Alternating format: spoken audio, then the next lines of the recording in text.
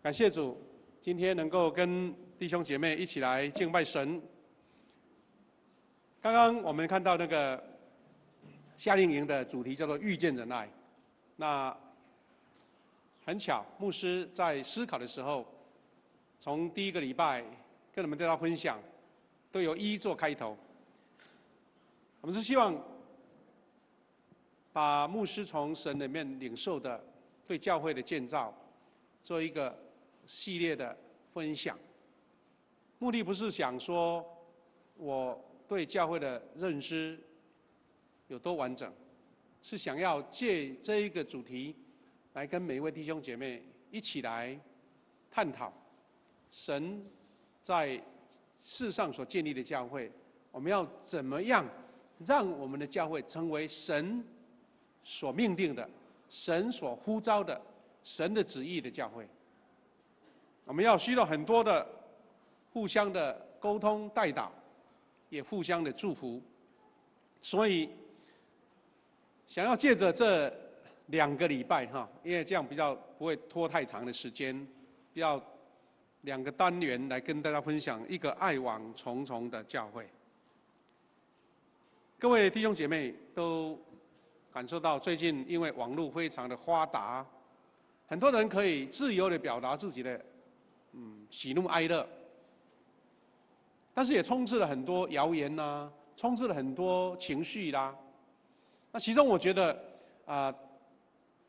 包括我们的政府机关都感觉有一点头痛的事，就是叫做网络霸凌，大家听过网络霸凌这种，因为网络是一个隐秘的世界，如果不被肉搜出来，人家不知道你是谁。所以当一个新闻出来，或一个话题人物一出来，他所做的事情，大家就开始批判。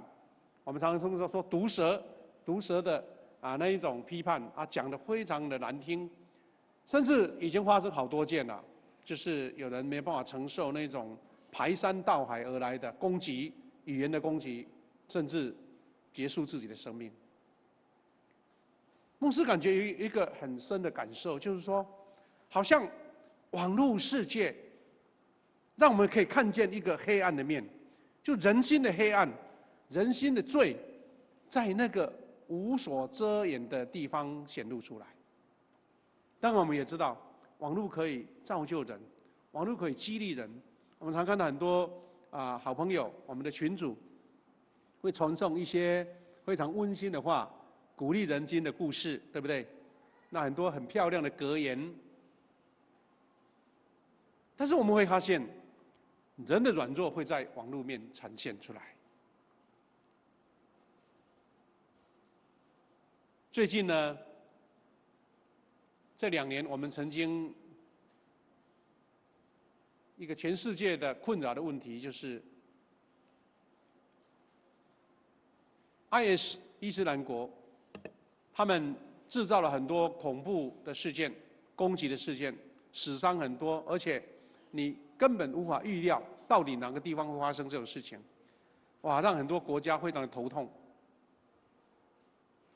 那我们都会把它界定成一个激进的伊斯兰恐怖主义 （Radical Islamic Terrorism）。很多人研究这些组织为什么会那么的残暴，因为他们是用仇恨跟圣战这种教义来蛊惑许多盲目的年轻人、许多妇女甚至孩童，来加入恐怖杀人的行列。我们知道以前传统的敌对征战，顶多就是间谍到敌方的组织破坏，那就全身而退，那才是英雄。不过这个恐怖组织它的严重性是，它自己变成人肉炸弹，那几乎是超脱我们一般对人性的理解，都在这些恐怖事件发生了。在2015年11月13号，法国发生了非常严重的一个死伤超过100人的恐怖的杀戮事件。当地的民众都陷入了恐惧跟哀伤之中，因为它是一个剧院发生的爆炸事件。但是在事后很多人在做一个安慰的动作，在广场献花来悼念这一群无辜死伤的朋友的时候，记者在现场访问了一对从越南移民到法国的一对父子，特别是那个小孩童言童语，他讲说：“哎呦，好恐怖，那边有拿枪哎，很危险呢。我想要跟爸爸说要搬家了嘞，这样子，听起来很心痛。但是那位爸爸很镇静，在他前面说：我们不用搬家，这是一个美好的地方。虽然他们有枪，但是我们有花。”哇，就是一个现场街头的采访，然后这个影片就传到网络世界，好多人受到激励跟感动。确实没错，恐怖事件它就是要让你害怕，要让你恐惧，要让你妥协。但是法国人他们非常的镇静，他们知道说，一旦你退缩了，恐怖事件就越多，所以他们就用更多的爱、更多的鲜花来呈现他们团结在一起的心，所以他们非常的迅速就把全部一切损坏的地方马上恢复正常活动，凯旋门继续人来人往，他就不要让恐怖组织有得逞的一个机会。那我们发现说，每一个人都很怕那一些攻击啊，为什么？有那一群人，因为他们觉得只有爱才能够胜过恐惧，只有爱才能够胜过仇恨。这些是当时广场很多人献花在悼念，满满的鲜花，所以他们觉得这样最能表达出他们团结一心的一个信念。这是当时那位小孩跟爸爸受访问的时候所说的话。然后这个爸爸就说了这句话 ：“They may have guns, but we have flowers。”我们有花，枪再多，花要胜过枪。这样的信心鼓舞了很多的人。但是我们是从这件事情来反照、回应、对照主耶稣的教导。这些难道是人类所追求的吗？当然，我们知道，了解伊斯兰世界，他们有很长的仇恨，有很长的历史上受压迫，它是有迹可循的，而不是突然间发生的这一群不怕死的恐怖分子。其实我们要追溯，其实到亚伯拉罕的子孙就已经开始在争斗了。但是这一些历史的仇恨，今天用不同的面貌一直在出现。所以为什么主耶稣他来到这个世界的时候，要用新的诫命、爱的诫命来教导我们？很重要的一个点是，耶稣他知道魔鬼撒旦的诡计，就是要带来争端，要带来仇恨，要带来杀戮。这个世界被空中掌权的所影响了，主耶稣要用绝对的爱，将他自己献上，用这个来医治这个世界。所以，当我们教会建立在每一个角落的时候，我们用什么才能把主耶稣设立教会的一个使命显露出来呢？没有其他的办法，唯有爱，用爱来凸显这一点。所以主耶稣的教导在约翰福音13章34到35节，我们把它称作耶稣的大诫命。我们知道耶稣有大使命，对不对？耶稣的大诫命，是因为主耶稣要我们遵随他的大诫命。圣经这样子讲：我赐给你们一条新命令，乃是叫你们彼此相爱。我怎样爱你们，你们也要怎样相爱。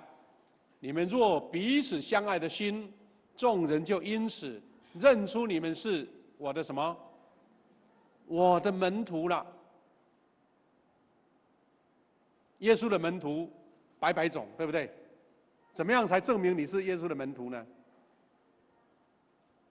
各位弟兄姐妹，你可能出生一个家族，你可能出生一个名校，你可能出生在某一个角落，你怎么样证明你是属于这个团体呢？我们台湾人有汉文化的影响，说啊某某弟兄某某姐妹，哇，你考上了这个很困难考上的名校，哇，你光宗耀祖了，你会大大的宣扬一番，对不对？因为你见证了你这个家族对你的恩典嘛，你的荣耀。那好了，主耶稣说：“你们怎么证明你们是我的学生？用什么证明呢？穿一件大 T 恤，上面写‘我是耶稣的学生’，那这样就证明了吗？我们知道没有那么简单。好了，所以活出基督，活出爱，就是我们基督徒功课第一课。上课第一课就是活出爱。我们在重大节庆的时候，我们喜欢穿整齐的制服。我们今天的提摩太的牧区很多年轻朋友穿的制服，因为他们要表现出他们一个整体。我们在很多重要的国际场合或是欢庆的场合，我们喜欢穿 T 恤，甚至我们很难得拿出我们的国旗来挥舞，说：“哎呀，我们某某人哈表现得很好啊！”最近的这个林子伟，对不对？他在波士顿红袜队表现得非常杰出，哇，猛打赏一直出现。我们就会看见他啊，他就光在那个打击的场合，他的棒子拿起来之后，哎，那个棒头贴了一个国旗，哇，很多人高兴得不得了，因为觉得这个是台湾之光嘛，对不对？很多人喜欢要用不同的象征来表达你是属于这个团体。台湾比较可惜了哈，好像我们出去国际场合啊，找不到我们代表性的衣服可以穿。我们的民族服装找不到，人家韩国一穿就知道说啊，这个韩国人；日本人一穿就知道了哈。那台湾人不知道穿哪一种衣服啊？很多人就干脆穿了原住民的衣服，那象征我们是台湾来的。好啦，是为什么你喜欢穿这些东西，带这些东西，会有这个东西？因为你认同它嘛，对不对？你觉得这个是我的荣耀，想要显露我属于这个团体。那原因很简单，我们怎么样见证我们是属于基督的教会？就是要彼此相爱。所以教会如果有相爱的心，就像是你穿了一件非常亮眼的 T 恤，有彼此相爱的心，就象征你属于耶稣基督。所以说，我们如果彼此相爱，就能显示出我们是基督的门徒。安提阿教会当时被这些信徒被称为基督徒，不是没有原因的，不是他们很会宣传，很会拿大声公到处喊说我们是耶稣的学生，我们是耶稣的学生，没有，因为他们在当时曾经发生了耶路撒冷母会那边有遇到大饥荒，很多人几乎生命不保。安提阿教会的弟兄姐妹听到远在故乡的母会有很多人饥饿，所以他们就捐了很多的钱，捐了很多的物资回去救助耶路撒冷。当时有历史在做记录说，在安提阿教会的附近也曾经发生过大地震。在那个年代，哇，这些基督徒很好的效率，捐助了很多东西。所以那些人就说奇怪，这个团体是从哪里来的？为什么他们能够奋不顾身？他们能够把自己所剩不多的东西拿出来？原来他们是信耶稣的，他们是耶稣的门徒。那我们怎么称呼他呢？叫做基督徒。当然有人在做一种研究说，有可能有人是在，有点类似在嘲笑他们的那就是耶稣的徒弟吧但是是因为他们见证了耶稣的爱。换句话说，基督徒的 T 恤是什么？就是爱，用爱来见证他。约翰一书第4章将主耶稣的爱的诫命阐释得更仔细了。第一个，这段经文有几个很重要的关键。第一个就是爱的源头来自上帝。4章7节说：“亲爱的弟兄啊，我们应当彼此相爱，因为爱是从上帝而来的。凡有爱心的，都是由上帝而生，并且认识上帝。”这句话给我们很深的提醒哦。为什么呢？他说我们要彼此相爱，我们都听腻了，对不对？但是一个关键，爱是从上帝来。如果你到教会来，一直在渴慕、在追求，说上帝啊，让我更认识你啦，神啊，我看不见你，但是我怎么样更体会你呢？耶稣说，就是爱。约翰写的这篇文章说，有爱心的都从上帝而来，而且认识上帝。换句话说，你怎么样体验上帝呢？你怎么样爱上帝呢？不是空口白舌啦，就是爱，爱就在上帝就在里面。我们每一次在母亲节的时候，你应该听到过哈。我们听到一句犹太人的这个俗语说，上帝哈，因为他没有那么多手去照顾孩子，所以他就派了妈妈来爱小孩，等于妈妈就是上帝爱的天使。那我们也知道，妈妈爱小孩那种爱，我们就可以展现是说，哎呀，在母亲爱小孩的那个情境当中，上帝在里面呐。因为爱从上帝而来啊，你爱的更多，上帝就在里面更多啊，你就认识上帝更多啊。但是我们知道，爱不是那么简单的事啊，爱不是口头讲讲就好，爱是参加了好多人性的软弱不足，人的自私，怎么样在里面开拓出爱，开拓出上帝，认识他，这是我们一生的功课。第二点，只有真正彼此相爱，我们才有可能认识上帝。第三个，如果要真正实践爱上帝、认识上帝，那就要从爱所有看见的弟兄来做开始。那个问题很简单，你要认识上帝，从基本功开始，爱你看得见的弟兄姐妹。最近呢，我们台湾呢，因为影视环境不大怎么好，如果有一片好一点的那个戏剧就被宣传的很多哈。最近刚演完的一出戏叫做《花甲男孩》，有没有听过？可能没办法直接看电视，你看网络都有了。花甲男孩转大人哈。你如果喜欢听台语，那个台语真的很道地啊，不错。牧师有看了网络，但是我看到心里面很感伤啦哈。他其实他里面用喜剧的形式在显露出人性的软弱。一家4兄弟哈，吵得不可开交，看起来都50、60岁了，就像小孩一样吵来吵去。他的妈妈在弥留当中，大家赶回来了。因为又拜偶像，说一大堆灵异的事件都在他们家里面产生出来。为了争财产，为了知道妈妈到底还留了什么财宝，争来争去。他在显示说，人虽然已经长大了，已经被人家称为中年人、中老年人了，但是还像小孩一样啊，还像小孩一样。那我们会看见说，手足之间最容易产生冲突，因为很多亲情的事情，很多利益的事情会在那边发酵。所以，圣经讲这句话不是简单的事啊！你知道很多悲剧都从兄弟之间发生的啊，兄弟阋墙啊，中国的历代朝代的历史，都是宫廷斗争的历史，对不对？那就是我们人类生命的现实。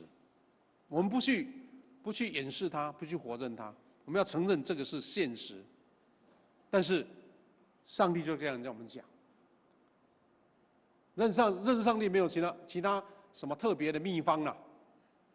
你爱那些不可爱的，爱那个曾经你怨恨他的，爱你看得见的弟兄，你就知道什么是上帝。哇，这个是大功课，对不对？大哉问嘛，对不对？我们怎么样去学习呢？我希望下个礼拜可以讲更多了哈。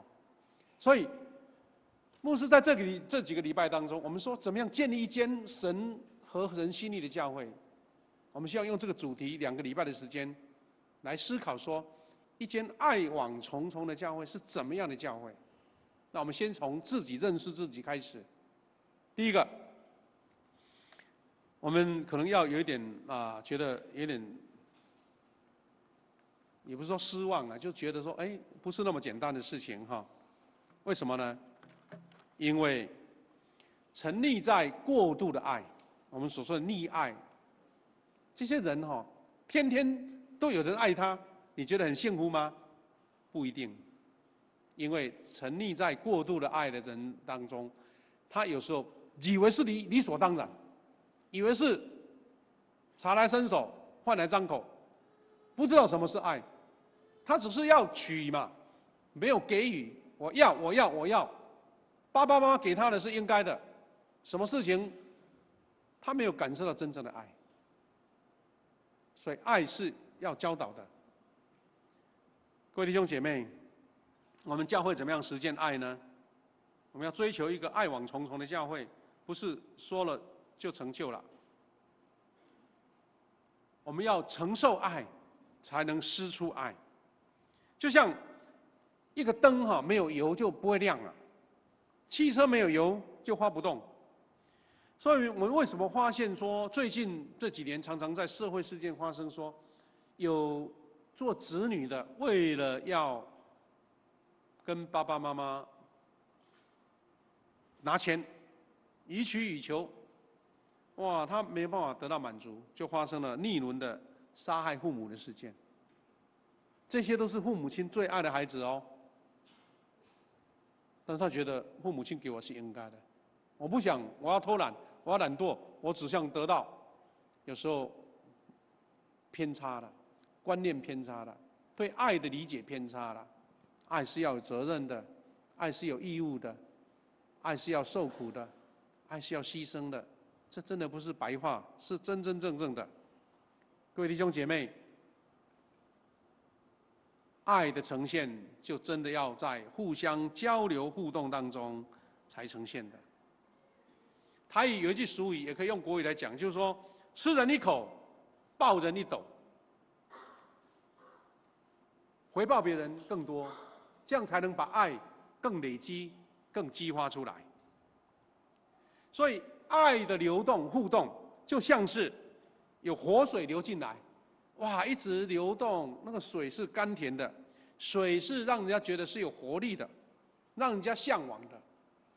爱是这种波动当中、互动当中，大家感觉到哇，满满温馨的爱。所以呢，爱是会得到激励的。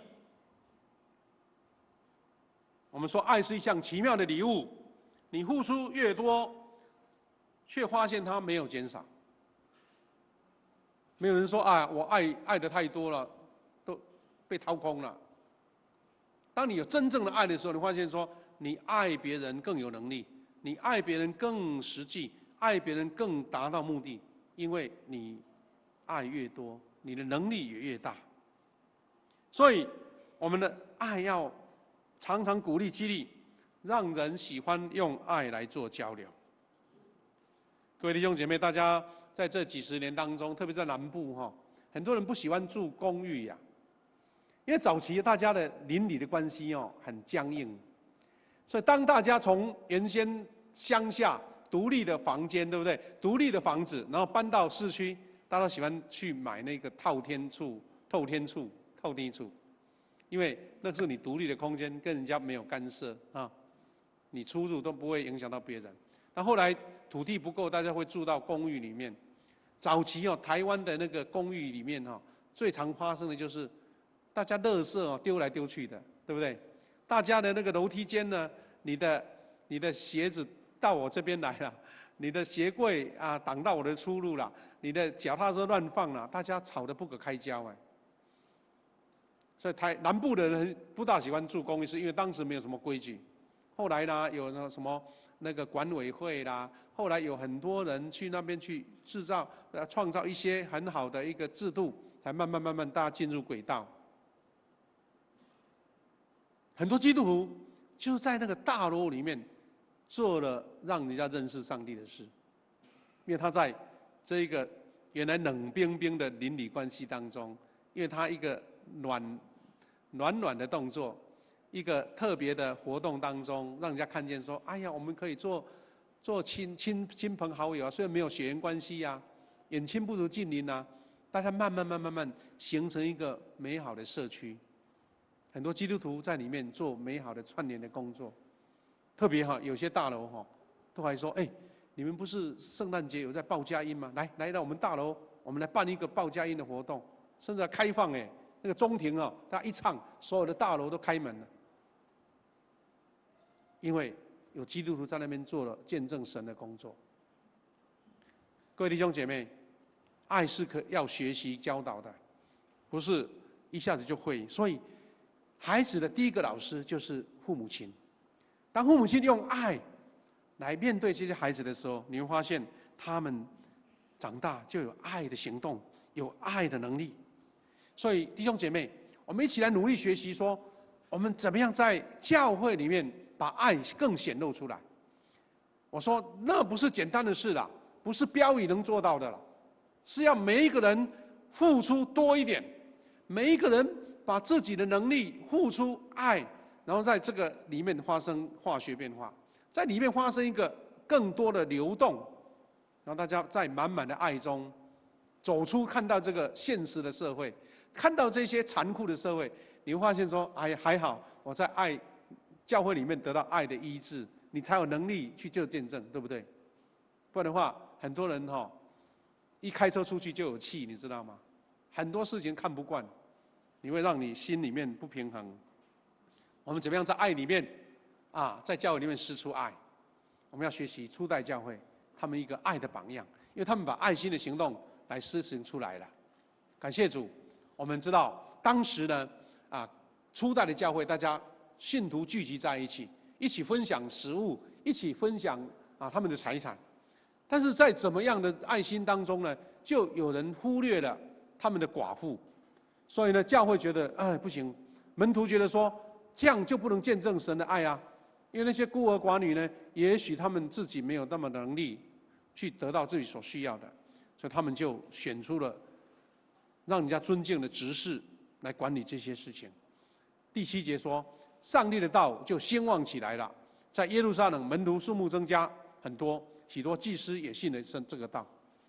我相信他们不只是在讲台上讲了一篇大的道理，大家就完全归信了，是因为他们在团体当中有爱的行动。牧师来到这边还没有1个月，认识一些新的会友来，大家就会讨论说：你为什么要来富强教会？有的是初代信徒，有的是从外地搬过来的，或是在都市其他的教会曾经待过。他们就说：我们富强教会有一个特质，因为大家有笑容，大家那个爱的感觉很温馨，不会觉得很陌生。牧师听了觉得很高兴，因为我们已经在实践主耶稣的教导啦。我们不敢说我们完全，但是朝这个方向就没错啦。因为人就是因为这样才认识上帝，才会踏进我们富强教会，对不对？感谢主。初代教会有很多好的模范，我们一起学习。第一个，使徒的教导认真确实，不是讲一讲就过去了，就真的要这样子做，要做门徒就这样子做。第二个，信徒的爱心伴随着神迹奇事，因为圣灵在动工，众人就得到激励。第三，他们订立了制度跟规矩，而且派像史提反这些执事来做专业的管理。上个礼拜牧师讲了一句话说，魔鬼藏在细节里面，但是我们要换一句话，魔鬼听起来非常的鸡皮疙瘩，对不对？我们说爱心就是藏在细节里面。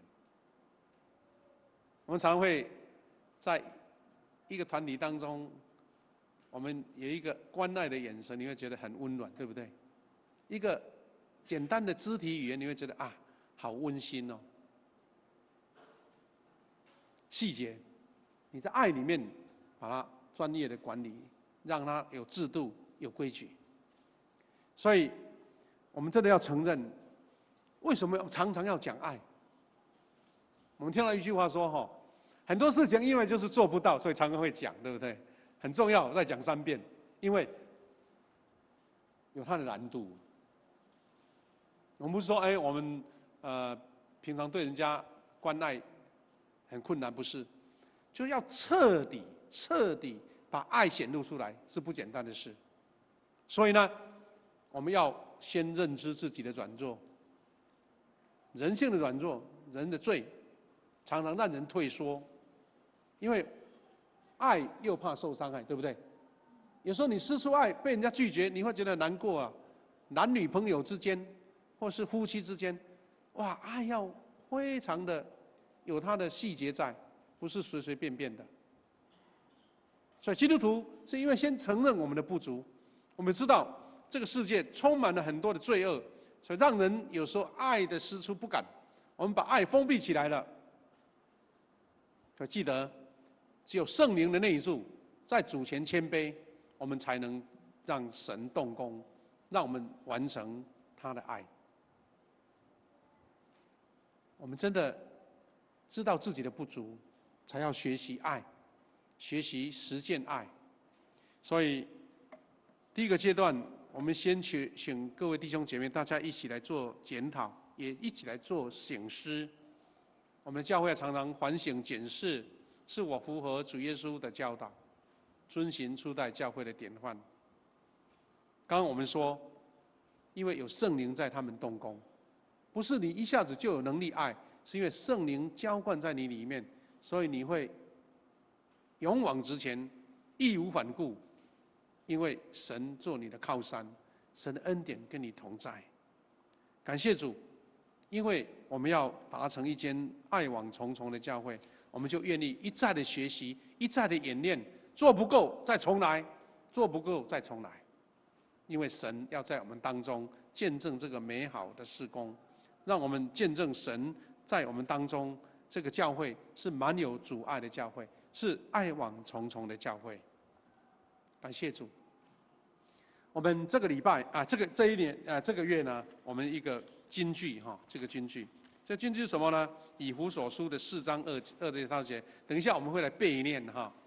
不过，刚刚我们唱的短歌里面有一首诗歌，就合而为一。这首诗歌呢，我们要做一个回应诗，我们请我们投影片显示出来，我们来唱这首诗歌，来回应主的恩典。凡事谦虚，温柔忍耐，用爱心互相宽容。我们来唱2次，也用这个诗歌来回应主的爱，一起要做祷告。凡事谦虚，温柔忍耐，用爱心相宽容。凡事谦虚，温柔忍耐，用和谐彼此联络，竭力保守圣灵所示合为一的心，竭力保守圣灵所示合为一的心。我们再唱一次，来回应主的爱。凡事谦虚，温柔忍耐，用爱心相宽容。凡事谦虚，温柔忍耐，因和平彼此联络，竭力保守圣灵所示合为一的心，竭力保守圣灵所示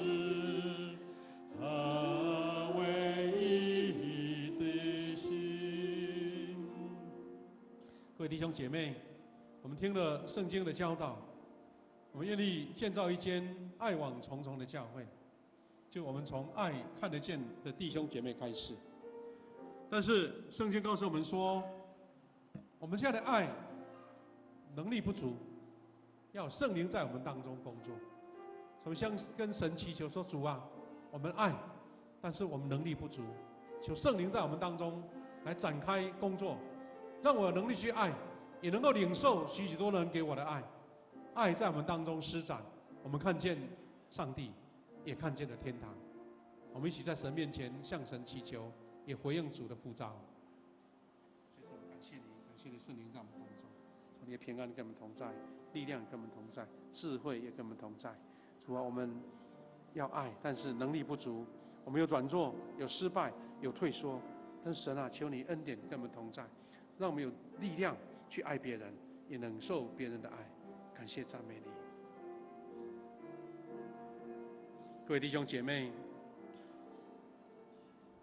我们看到这个世界，有时候被空中掌权者所污染了，所影响了。许多人把爱收回来，不敢展示。我们求主让我们有这样的能力，用爱在我们的家庭当中，在我们的职场里面，在我们的邻里亲戚朋友之间，用爱来见证神的力量。让我们因为展现了爱，我们的爱就更多。让我们用爱来克服许多的软弱、人性的弱点。求主特别帮助。